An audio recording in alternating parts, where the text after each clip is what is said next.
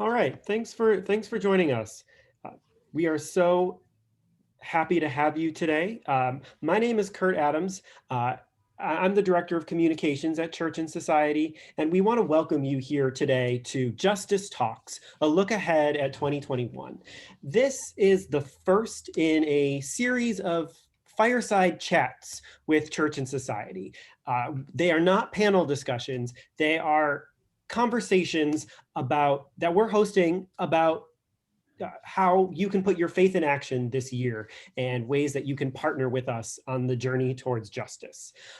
Today's conversation will be focusing on our legislative work and legislative advocacy and our work in Washington, D.C. with the new administration and the new Congress. We thought that with the start of a new Congress and administration was the perfect time to have a conversation about our priorities and our goals for this year and what we hope to accomplish in partnership with you all.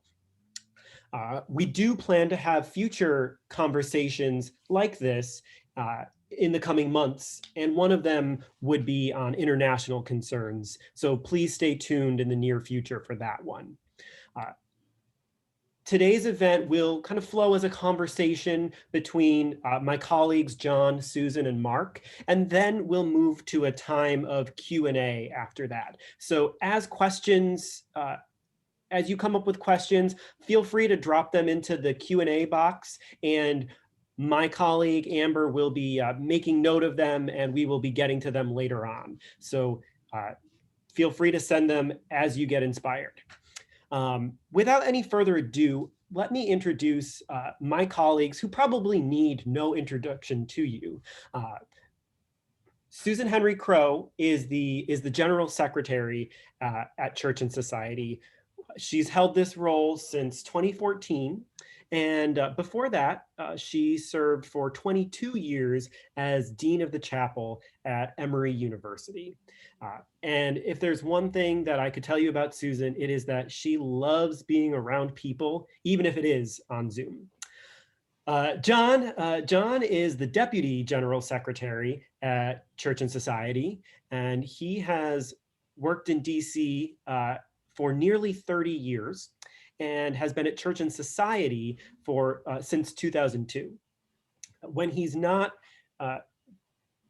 working with Church and Society, he loves to work as a Sunday school teacher at Foundry UMC, where he has taught Sunday school for the 4 to 6 year olds for over 25 years, and he's very much looking forward to the day that he can go back in the classroom with them. My colleague Mark is the Director of Peace with Justice and the Special Assistant to the General Secretary. He got his start in social justice work as a mission intern and has lived all over the world, including in Africa and Europe. And Mark is an avid gardener, and he is an audiophile and will love to talk your head off about the different ways recordings are made. So without any further ado, let's kick this conversation off. Susan, I think we have used the word unprecedented so much in the past year just to describe the events and what we've been going through.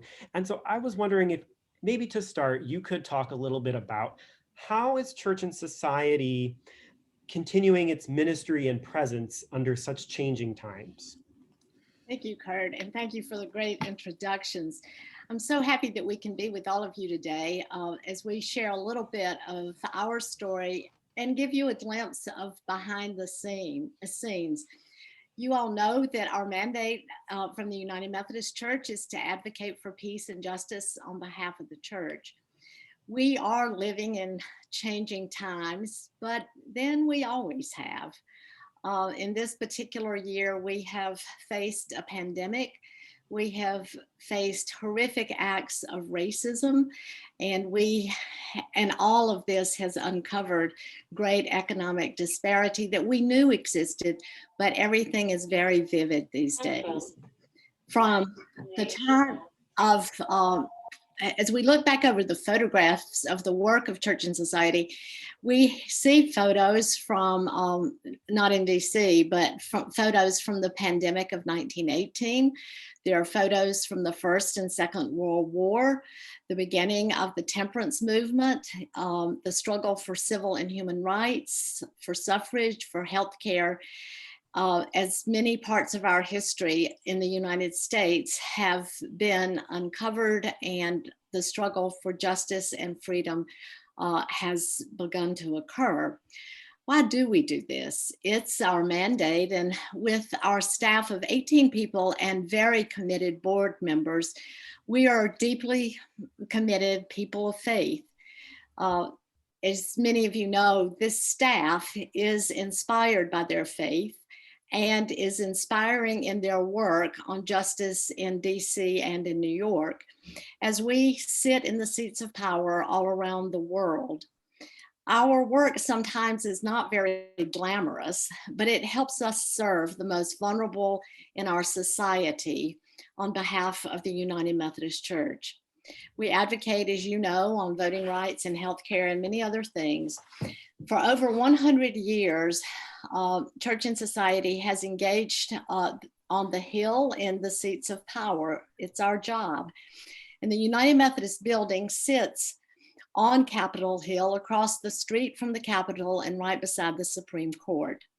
The church's presence on Capitol Hill is known all around the city and around the United States as we work living our faith, seeking justice and pursuing peace. From the very beginning of the Methodist movement, Methodists and now United Brethren have had these commitments.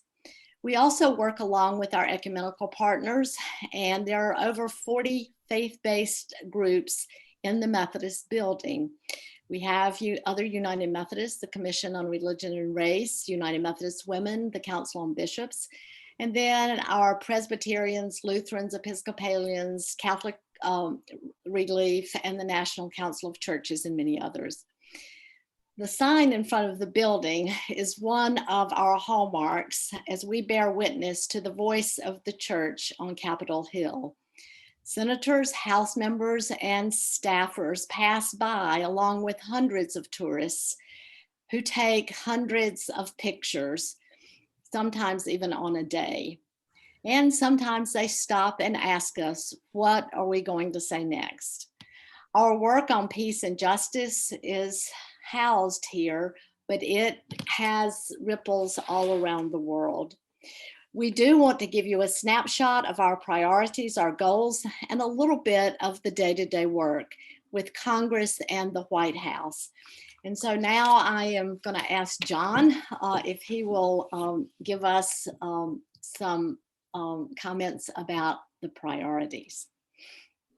Sure. Thanks, Susan. And again, thank you all for joining us today. This is an exciting time of great opportunities for us to really advance our vision of justice for God's people and God's planet. When we talk about our priorities for 2021, they are all rooted in the official United Methodist positions. And so we have General Conference that obviously is the only body that speaks for the whole United Methodist Church. And that body adopts positions on a variety of social issues through the social principles and through the Book of Resolutions. To be clear, and I know this was already a question I think Dave Knuckles asked about where we get our grounding remains in the 2016 Book of Resolutions. For those of us who are tracking the United Methodist progress right now, we know that we're in sort of the 5th year of a quadrennium with the postponement of General Conference. And so we are still using the last official teachings of the United Methodist Church, which is the 2016 Book of Resolutions, to really inform the priorities that we are going to be doing advocacy on. Before I go into those, Susan, do you want to speak a minute about the revised social principles that we developed and have submitted for whenever General Conference is going to gather? Yes. For 8 years, the General Conference asked Church and Society if we would develop revised social principles or new social principles for the church as we move in to the next 2020s of the world. over that 8-year period, we have had hundreds of people that have been involved in a very worldwide process of writing together the new social principles or the revised social principles for the church. We did it from the ground up, looking at what the church had said historically, and we have lots of great data on that. And then with writing teams made up of people from all around the world, we put together first each section, and then as those sections grew, we put together a whole document that was passed by the board in March of now 2019 that will be presented to the General Conference when it meets, which we do not know. So as John said, right now we are working with the social principles that are the adopted social principles, as well as the resolutions of the church. And when General Conference meets to approve the legislation that's proposed, then that will be the time that we hopefully will move into using the new revised social principles. So for the time being, we're working with the 2016 Book of Resolutions and then the social principles that exist within the 2016 Book of Discipline. A few years back, anyone who knows the Book of Resolutions knows that the church speaks on a whole host of issues, many, many topics. A few years back, we decided it was really important for us to be able to clearly articulate a set of priorities that were going to inform both our program work and our legislative advocacy. And these were priorities that were both sort of coming up out of the grassroots, where there was great passion among United Methodists for engagement, as well as places of great need for the church to speak and opportunities for us to act. And those 5 priorities that have been consistent over the last few years have been climate, health, immigration and global migration, peace, and poverty. And then last year, as a result of the sort of renewed emphasis on and conversation around structural racism in society and within the church, we wanted to really put into the foreground racial equity as one of our priorities. Now that is a priority that is consistent throughout each of the other 5 priorities. Really, elements of racial equity inform each of those priorities, but there are some issues that sort of stand alone as well that we want to talk about. So when we talk about climate, when we talk about climate justice, we're really focused on ensuring that we can rapidly reduce emissions in line with scientific expectations or recommendations. And then as we transition to a new clean, green energy economy, that we're doing so in a way that really supports communities and those both frontline communities impacted by climate change and fossil dependent communities that may be harmed in that transition, to make sure that they are protected as well. And then we want to make sure that we are reaffirming a global approach to this global problem. The pandemic has certainly revealed exactly how important access to affordable, equitable healthcare is. That's been a consistent priority for us. We state clearly in the social principles that healthcare is a basic human right, and we want to make sure that that right is protected for all. We also want to pay particular attention to the racial disparities that exist both in treatment and outcomes within healthcare. This year, we're focusing particular attention on Black maternal health. And then as we move forward with vaccine distribution, how are we doing that in a way that is equitable, both within the United States and globally? We know our scripture and our faith tradition, United Methodist tradition, is very clear in terms of our responsibilities to welcome the migrant. We think there's a tremendous opportunity for us in the United States to really provide a pathway of citizenship and permanent relief for both undocumented and underdocumented immigrants within the United States, as well as to strengthen and sort of re-emphasize the importance of a strong refugee and asylum program, as well as really transforming what have been harmful immigration enforcement and detention policies into ones that are really based around community-based alternatives. Peace, which is the principal work of my colleague Mark, who I'm sure will talk about this on the call. We know that that is both supporting peace between countries, making sure that we are shifting funds away from really an over-militarized budget within the United States towards international development and peace building, as well as domestic priorities.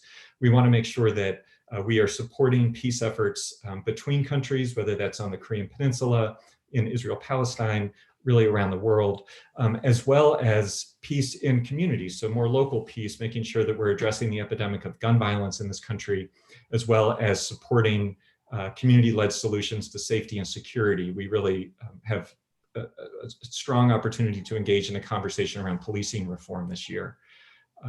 Our commitment to poverty is clear. We want to make sure in the midst of this pandemic that we are addressing both the immediate needs of nutrition and housing, unemployment assistance, as well as building back an economy that actually works for everyone, and that we have stated since 1908 that we support a living wage in every industry. We have a real chance to make a strong progress towards advancing an increase in the minimum wage, as well as other protections for workers. And as we're discussing sort of reimagining how we might support communities, how are we investing in an agenda that really supports communities of color in this country? And then lastly, I mentioned how racial equity is a theme kind of throughout all of those priorities. We also have a kind of another bucket of issues that are specific to racial equity, ensuring voting rights. Our church has an explicit resolution in support of a commission to study reparations, which is a conversation happening in Congress right now, as well as policing reform and our longstanding witness to abolish the death penalty. And all of that is within a kind of broader bucket of civil and human rights that would include items such as the Equality Act, which we think the House is going to take up this week. I know there was already a question on that. Just to be clear, while we in the church are still having a conversation around the work of LGBTQ folks within the United Methodist Church, we are unequivocal in our stance that the civil rights of LGBTQ persons are to be protected in society. So the Equality Act would do that. That's one of those civil and human rights priorities that we have. So that's kind of a really top-line overview of the priorities we're focusing on this year. Mark, I know when we talk, and you're really great at keeping us grounded in the global implications for much of this work, even as we have a conversation about the US Congress, there are real issues about global equity. And I'm wondering if you might kind of touch on that in light of these priorities. Yes, thank you, John. Thank you, Susan. I just want to say that the United Methodist Church has given me the opportunity to see the world, especially when I started out at Global Ministries at the Mission Intern Program, and then I was able to work in Africa, live in Africa. I've also had the opportunity to spend some time living in Europe as a student. I just want to say on the one of the things that the pandemic, the COVID pandemic has shown is the inequalities in the United States, but it's also shown the inequalities globally. It has, what we're seeing today is, I just want to say one of the things that really hit me very hard was watching a video in, I think it was in Ecuador, where they had little capacity to deal with the pandemic, and they had dead people laying in the streets. And I said to myself, in God's world, this should not happen, given the resources that exist throughout the world. What the present problem we have right now is US has economic fallout from the pandemic, so does poor countries around the world. US has the ability, and many other rich countries have the ability to produce the necessary equipment and vaccines that people need to address the pandemic. But in many parts of the world, and particularly in Africa, they do not have the capacity to produce the vaccines that are needed and some of the equipment that is needed. And that the world now has set up that the rich countries have brought up all the vaccines. So what about the rest of the world? How is that fair in the rest of the world? So what we've been working on has been to push the US government to provide vaccines for people throughout the world. And that's why we're happy to see the United States go back into the World Health Organization. Second thing we've done is to look at the issues of economic support. We do economic support here in the United States, but how can we do economic support for poor countries? So how do we provide through the international institutions such as the World Bank and IMF, which the US participates in, ways to provide funding to help these countries get back on their feet. And lastly, we're dealing with this whole concern about sanctions. United Methodist Church has been clear. There should not be sanctions on food or medicines.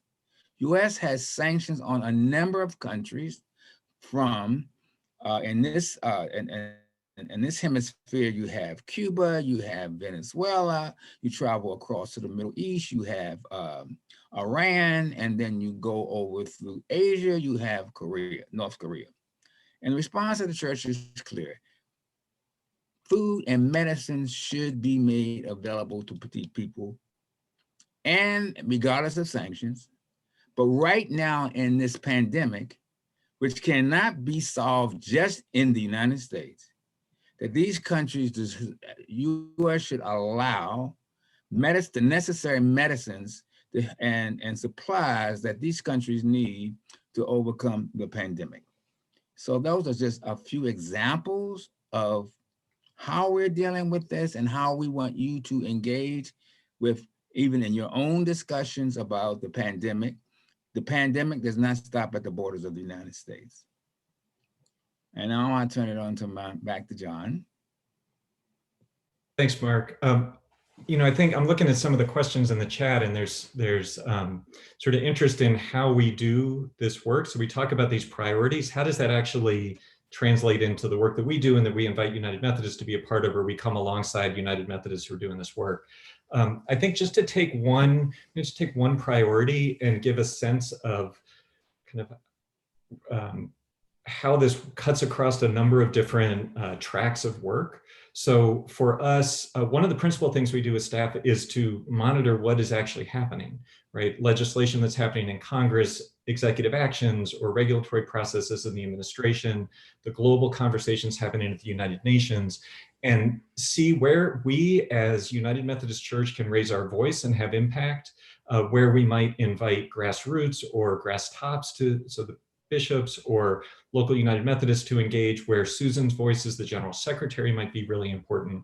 So a lot of what we do ends up being tracking and monitoring progress. So on something like climate justice that we're working on, we know there was a flurry of activity with the new administration, right? They came in, the Biden administration comes in, and on day one signals that they want to rejoin the Paris Agreement. They're going to review fuel efficiency standards. There's a cross-agency emphasis on racial equity. So big things, smaller things that have real impact, making sure that all international development is aligned with climate resilience, announcing a global summit, and just this week announcing that the Biden administration, along with Canada and that bilateral conversation with Justin Trudeau, that there was an emphasis to plan to sort of re-up our commitment to the Paris Agreement, make sure that our contribution to that is actually scaled up. So that's all happening within the administration, right? And then longer term regulatory processes. Congress, which is still in some ways getting its feet on the ground and has hit the ground running, but some of the committees are still getting set up. Some legislation has yet to be introduced, but is sort of garnering co-sponsors right now. We know that they're poised to act in a whole bunch of ways on climate. So it might look like an infrastructure bill, might look like a tax credit proposal to really shift funds and support industries, green renewable energy industries. They're considering maybe setting a price on carbon, something that would be economy-wide to really dramatically reduce emissions. Just a whole host of ways in which legislation can actually reduce emissions. And then at the United Nations, we know this process is ongoing, right? So we've said that the US is going to re-enter the Paris Agreement, which is part of the UN Framework Convention on Climate Change. That is an ongoing process. We, as the United Methodist Church, are accredited to go to the annual meeting of the Conference of the Parties, or called the COPs, that happen once a year. One of the things that we've done as the Board of Church and Society is to make sure that we are prioritizing voices of impacted communities within those negotiations. Sometimes those are somewhat disconnected from impacts on the ground.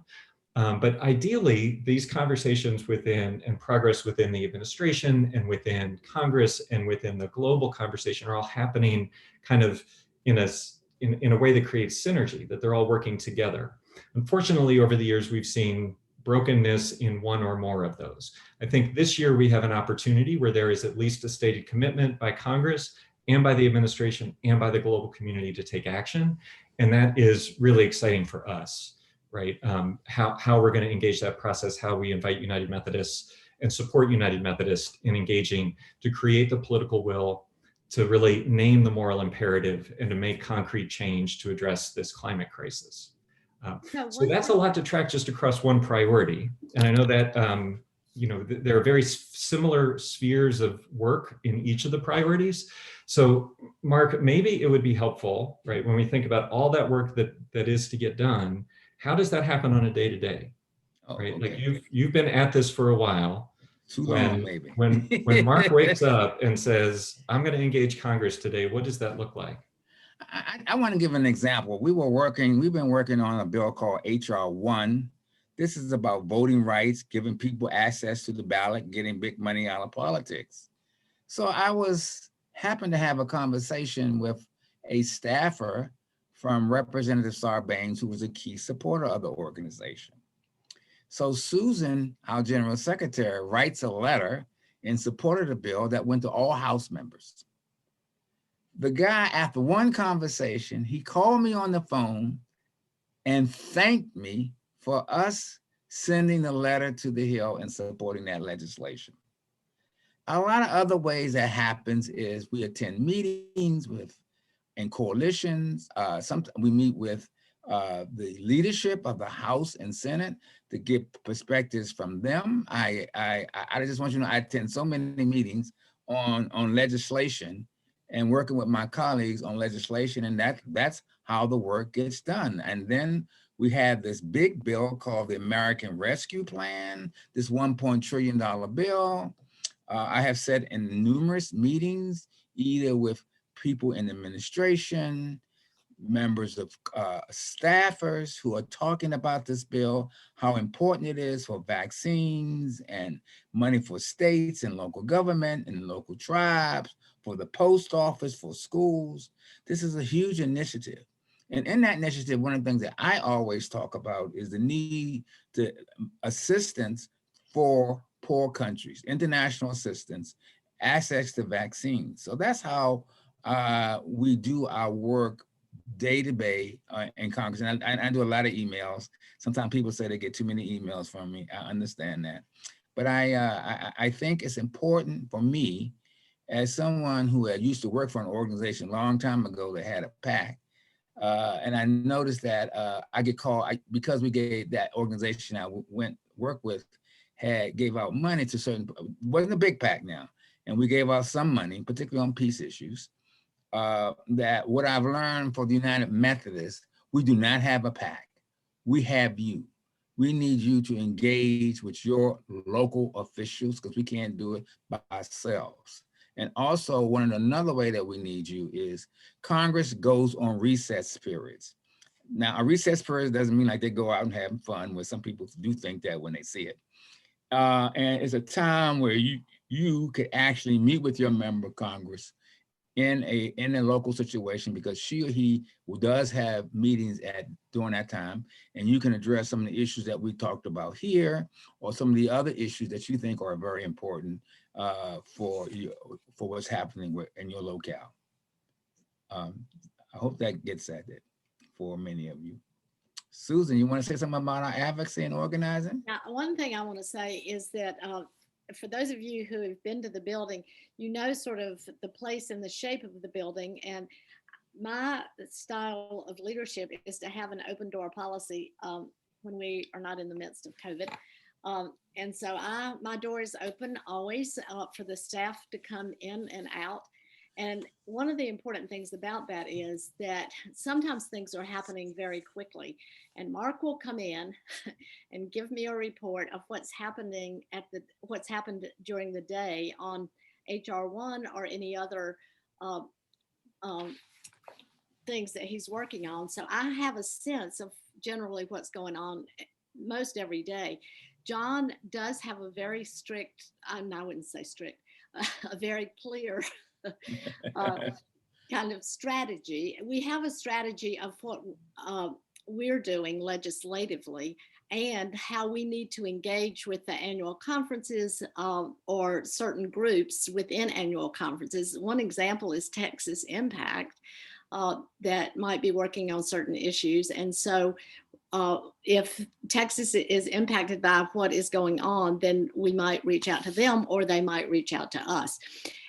We just worked on abolishing the death penalty, supporting in Virginia. And that was a really important thing that happened very quickly, and we were able to work on that. I know I want to talk a little bit about coalitions and grassroots, but Mark, I wanted you to just say a little bit because of your long history. Can you say a couple of words about how we work for social justice and building the political will, and that we are nonpartisan? Oh, one of the things I know is about United Methodist, we want to do, we like bipartisan legislation. I think that's key, and I think that's important where we can. But sometimes we have to fight for what we as a church believe and wherever it falls. I've done work on gambling. When I did work on gambling, against gambling, we worked in a large bipartisan coalition with members of Congress on this. Other times where we can, we meet particularly with staffers, with leadership. We get invited to leadership offices. They ask our views. I'll share with them our positions. And some people call me like somebody who likes to send information. I let Congress know what the faith community is doing as a whole. I go to meetings with other groups who work on civil and human rights issues. Those who work on, a lot of my work is with people who are doing work on peace concerns. Those peace concerns include the military spending issue, the issue of the Iran deal, Israel-Palestine peace initiatives, and particularly how we're going to get a peace deal on North Korea. And you get a push-pull with United Methodist. You know, we have big hearts. We want to work on everything, but we can only do so much. And then like you say, all right, we need to be engaged on working with the Philippine issue and the human rights issues there. So we prioritize those issues, and I try to do my best as I do work internationally on international issues and concerns, is to prioritize issues in such a way to make sure that I don't go try to do everything and nothing gets done. I hope that gets mostly at your question. Yeah. Yeah, and Mark, I think, as you were talking, I know we live this every day. We are a small staff with a lot of hope to get things done and a lot of opportunities. And so much of what we do is really dependent upon the coalitions we're a part of and the partnerships that we have. So within Washington, there's something called the Washington Interreligious Staff Community. There's a series of working groups, a working group on domestic human needs, on energy and ecology, on immigration. And so our staff are part of those working groups and really lean on and get supported by other ecumenical and interfaith staff in DC. And so that really helps us kind of magnify our presence. And in most of those working groups, there are folks who have, deep knowledge of certain aspects of refugee policy or asylum policy. And we can really lean into that as a trusted partner rather than having to do it all of ourselves. And the other piece that's really important for me, and I've seen this shift just within our organization over the last 10 years, is that we are connected to coalitions who have as part of their membership or are based around folks who are directly impacted by the broken system. And so instead of us trying to think of what is the solution, it is folks who are impacted by the broken system saying, this is my experience and this is how we need to change this. And how does the church come alongside them, support them, and aligned with our vision from the United Methodist official position, like how do we have that shared work? I think about work that I do with the farm worker community, right? Deeply connected to and led by farm workers in the field who are working, who are now deemed essential, finally recognized as essential workers, but who are working all day long and then at night strategizing how they can actually improve the working conditions in the field, and challenging exploitive practices by companies, and both immigration practices and labor practices. And so I think that's the sort of thing where if we are centering our solution around the experience of impacted folks and following their lead, that's another way that it's not up to John and Mark to figure this out. It's up to us to figure out how to mobilize folks to support that shared vision. So I think that's just something that I've taken, just to express, want to express deep gratitude that we have organizationally shifted that way, to really be about supporting coalitions in these movements for justice. I think another thing, as we as United Methodists need to, since we are a global church, we have churches around the world. We work with coalitions and persons on issues around the world. Many times, United Methodists in Africa come to us and ask us to set up meetings, either with the administration or with the State Department, and we respond the best we can. Remember, United Methodists live in the Philippines. They have concerns about human rights in the Philippines and what they would like to see the U.S. government do. So I participate in coalitions on that concern. And then we also have there's a great deal of United Methodists who are working for Palestinian rights and concerns, who we respond to. And Susan, as you know, we've been to the region a number of times, so we've seen the situation ourselves. And then we want to move to diplomacy and away from war, and money on that. So we want to make sure the Iran deal sticks and stands. So that's what we're working on now. And as some of you will know, on January 22nd, under international law, nuclear weapons were illegal. All right. So we talked about that and worked on that. So we do work coalitions globally. World Council of Churches is another institution that we work with. And we have an office in the United Nations, and they're heavily engaged on these issues.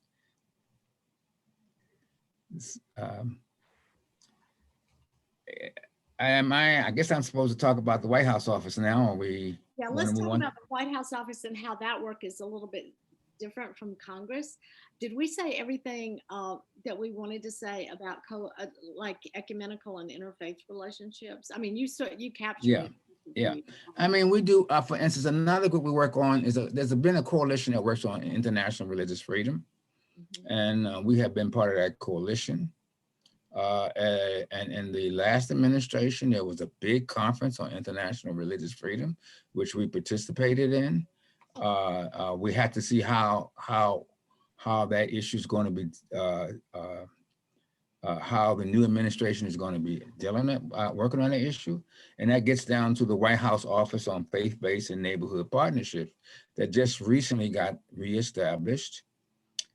Even though there was an office inside in the Trump administration, and it did some work, but there is a bigger office called which was just got reestablished, and let me repeat the name of it, the White House Office on Faith-Based and Neighborhood Partnerships.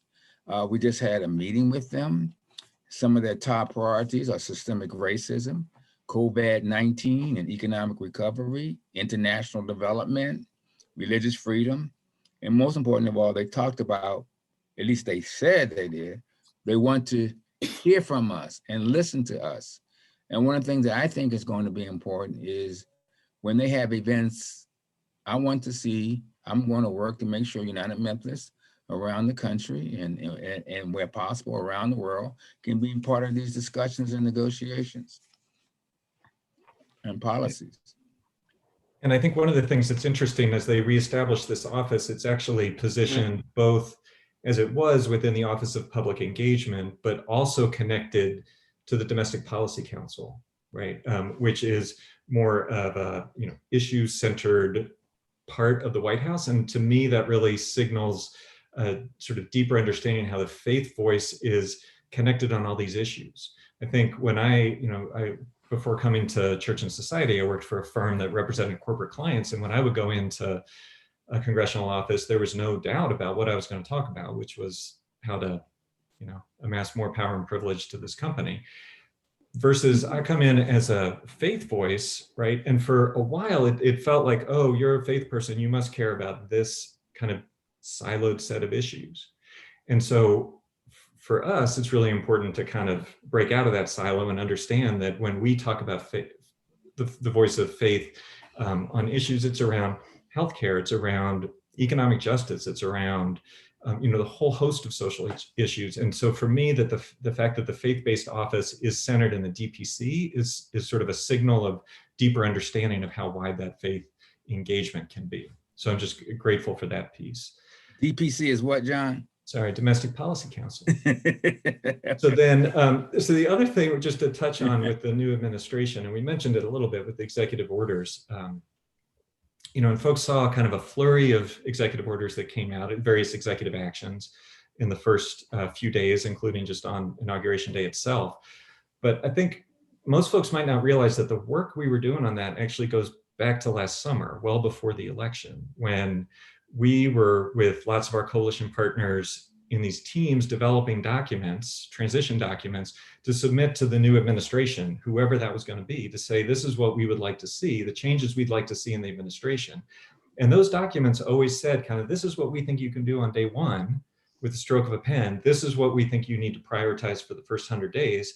And then here's sort of the longer term things, usually in a regulatory process or structural process. And so those transition documents, I know, Mark, you were working on those. I was part of some of those teams. My colleague Rebecca was as well. That was an opportunity for us to really imprint, our vision for change of the new administration that actually happened on day one, right? Going back into the Paris Agreement, and in the travel ban on majority Muslim countries, executive actions on expanding the refugee resettlement program. These are all things that we were advocating for within those documents, and with meetings with the transition team before. And then all of a sudden it happens in a flurry of activity. So I think that's something a lot of people might look at it as like, oh, it happens on day one. Just to note that that was work that was actually started back last summer. And then if I can go back for one last thing, just to say, and I know we're going to get to some Q&A as well. When we talk about the coalitions that we're a part of, I also want to make sure that we're rooting it in like the movement of United Methodist that we're connected to as well, right? So we talk about, organizational connections. There are also, amazing groups at United Methodist, the rapid response teams around immigration, the United Methodist Creation Justice Movement, that's working. And I see, Randy, you have a question about supporting climate justice conference-wide, right? There's whole teams within that United Methodist Creation Justice Movement who are helping to equip conferences to do exactly what you're wanting to do. So I'll make sure to connect you with them. So it's not like we have both the connections to these interfaith organizations and secular partnerships, but also deeply rooted with the movement of United Methodists. Just wanted to make that before we go on to another issue. United Methodist for Kairos Response that works on Palestine and Israel, very active in the church. Yeah, exactly. And what moves me about them, people aren't getting paid and they're doing this work. That's the great thing. Yeah. All right, great. Well, thanks for that. You guys have been asking a ton of questions, so let's pivot a little bit to some of the Q&A. The first question that we got that I want to raise, you've hinted on this, but I'm wondering if you guys could talk a little bit more about, and that is, how does the work of GBCS differ from a secular lobbying agency? John, you go first. That's Susan. I mean, I think so for me, it's certainly a stark contrast to the lobby firm that I used to work for, right? So we are an advocacy organization that is really about supporting a vision for change, not about some sort of improvement to our organization, right? It's not about like benefiting the United Methodist Church. It's about creating this vision of change for the common good and justice. The other piece for me is that it's really important for us to always stay consistent in our voice. And that is sometimes difficult and always challenging, right? So like some of these conversations, especially in the political world, it's about making compromises and settling for something far short and leaving some folks out. And for us, as if we're going to be true to our faith voice, we just have to remain a real consistent voice for a vision of full justice and what that looks like. And sometimes that is a little different than some of the other partners that I've worked with that are, working to cut some deals. And members of Congress, believe they do want to hear for what the faith community has to say. We get invited to meetings because they want to hear our views and perspectives. Yeah. And we may give them, we give them a faith foundation perspective for how we see what the Bible tells us to do. They expect us when we walk in the door to talk about justice and so forth. So there is interest in hearing from the faith community. So at the local level, it's very important that they hear from you because you're a constituent. There's another thing I want to add to that is that it's really important at the annual conference and at the local level to be making connections with your Peace with Justice or Church and Society people, because that's our most natural link. Our rapid response and those networks are really important, but our most natural link is with the annual conference, Church and Society people, and Peace with Justice coordinators, and then some of the other networks that we have. We would love it. I would love it because I am of a generation where every conference had a Church and Society committee in the annual conference that was the link between what we do and what happens at the annual conference. It would make our life so much easier if we had that, because I know many of you subscribe to the newsletters and the information and the networks, but those are not consistent across the church. And without that, it makes it much harder for us to find out who's elected to do this work from last year. So those connections are really critical as we help empower and encourage your work, and you help and encourage the work at the federal level. So I think that's something that is really important. Susan, I'm glad you mentioned that because we got a number of questions that are about this kind of disconnect that some of our participants have said between what they hear and appreciate from the desk of messages, from the communications from Church and Society, and the messages that they hear, but they're having a challenge with having that trickle down to the local church, or as Deborah Stark says, what is the responsibility of the local church with regard to social justice? We do not hear anything about the work of Church and Society within our church. There's nothing coming down from the pulpit. How can local churches engage? Always a major concern. I would like to respond to that. I would say that in the ordination process, that everybody that is a candidate for ministry should have to answer questions about the social principles. Sometimes people take classes in seminary. I hope mostly they do now, but there are a lot of people that don't even know about the social principles, and they are our guiding documents, not just for Church and Society, but for the entire church.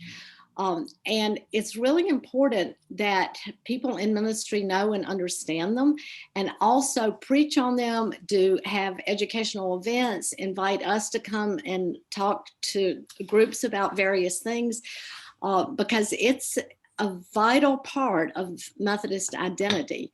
So anything that we can do to help encourage that, I would really like to do that, because I think it keeps the connection, but it also is what many, many young people love. They love work on climate justice. They love work on peace. They love work on immigration. And so the work that we do really does connect with a lot of people, but making that linkage at the local church level is something that is a challenge. Yeah. And a local pastor, many times a local pastor says these issues are divisive.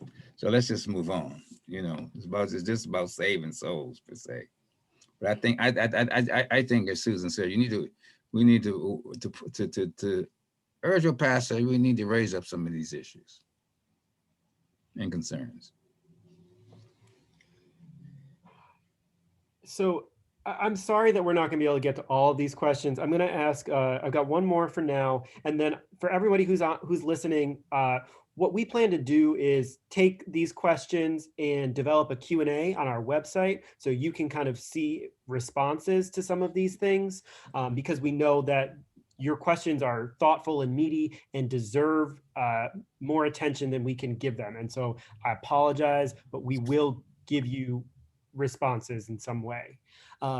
Just to kind of one more question, which is, yeah, why don't we ask, kind of following up with what we just said about the challenges with the local level, how can we all be a part of the work of justice in partnering with church and society?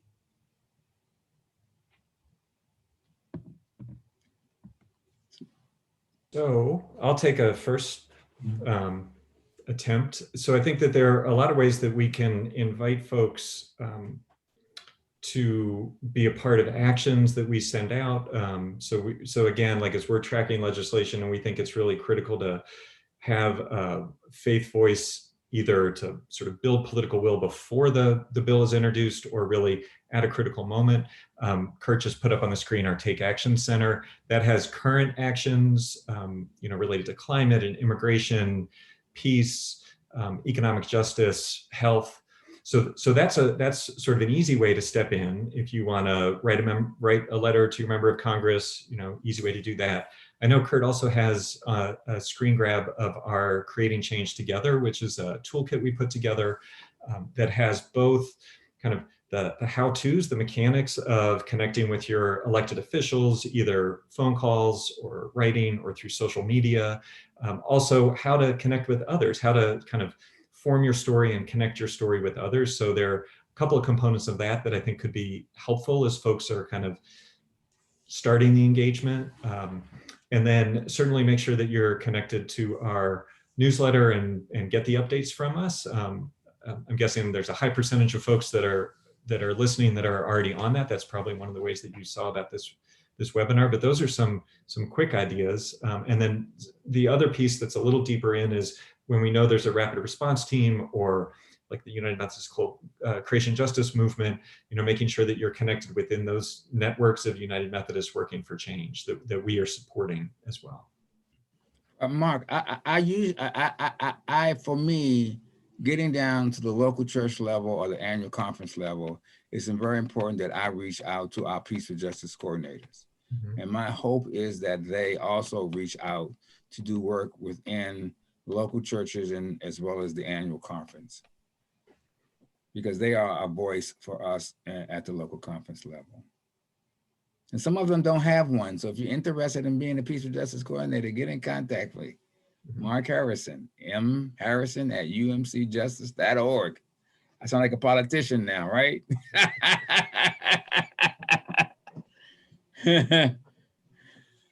And there's another way as well that comes to mind, and that is if you know of a young person who is looking for a way to put their faith in action and find a summer internship, we have just extended our internship application deadline for the ethnic young adult interns until March 15th.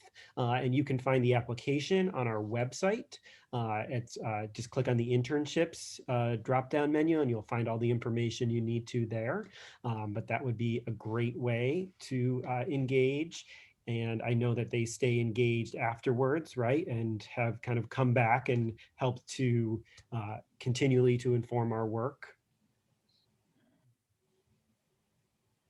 So many great questions in the chat. I'm just trying to look through them. We will respond to these in some kind of general way, but I really hear your interest in engagement at the local church and the state level. That's really good and heartening to see so much commitment to that. We do also work across agency lines. Several people on the staff were mission interns, and then they came to GBCS. And so we do have a nice connection with GBGM and other agencies that have collaborations and supporting one another in that way. Yeah, thanks for sharing that. Well, I think our time is about at an end. So I want to thank you all for coming and for staying. I know that we all have so many Zoom meetings. So the fact that you chose to voluntarily give up an hour of your afternoon and be a part of this conversation means a lot to us. Your presence speaks volumes. So thank you for that. We hope that you will share this and come back for our next event in April, where we talk about international concerns, and stay in touch. Thank you. Have a great afternoon. Yeah. Thank you, everyone.